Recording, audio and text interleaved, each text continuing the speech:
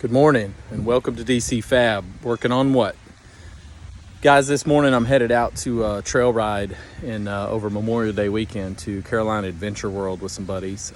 Just kind of an impromptu thing, but we're gonna try to beat the weather.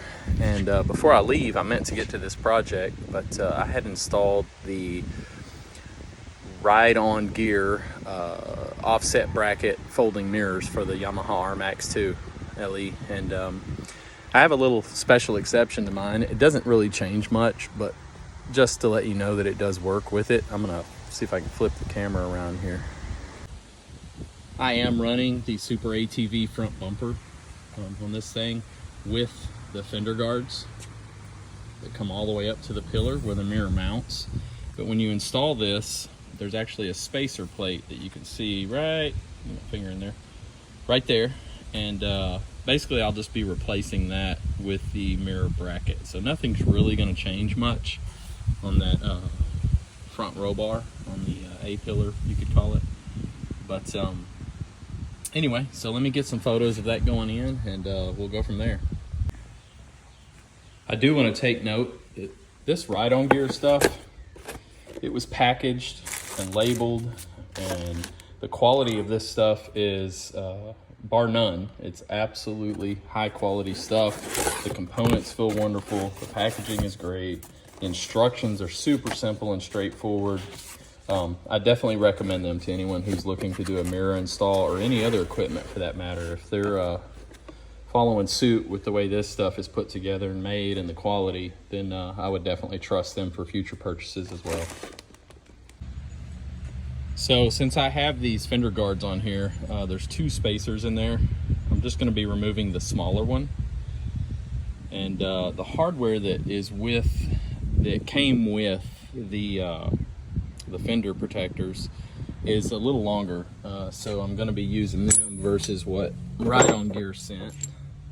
So here's the difference, but I need the extra clearance because I am running, or the extra length because I am running the fender protectors. So either way, they do send high quality hardware, but I'll be using the ones that came with the fender extensions because they're a little longer.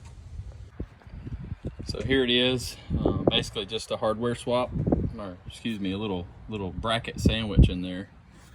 Hardware pokes right through, and we'll be tightening all this up, and then I'll get on to showing you mounting the mirror. So mounting the mirror is very straightforward. It's literally just a screw in the back side. I added a couple washers and a stainless steel screw just because when I replace fasteners, I normally use stainless, and I had them. They were the right thread and the right length, so I used a button head stainless. There's a little rubber washer that goes in between here, and it's slotted so that you can raise or lower them. I put them at the full high position, and you can also control the angle in which they tilt. So mine are they're almost square with this edge of the bracket, but you can see they angle out a little bit. That's just kind of where I wanted them. There's multiple clicks. There's 1, 2, 3. There's 3 different clicks. I found about right there. This mirror is also adjustable like a normal car mirror, so you can push on this and adjust it within the housing as well.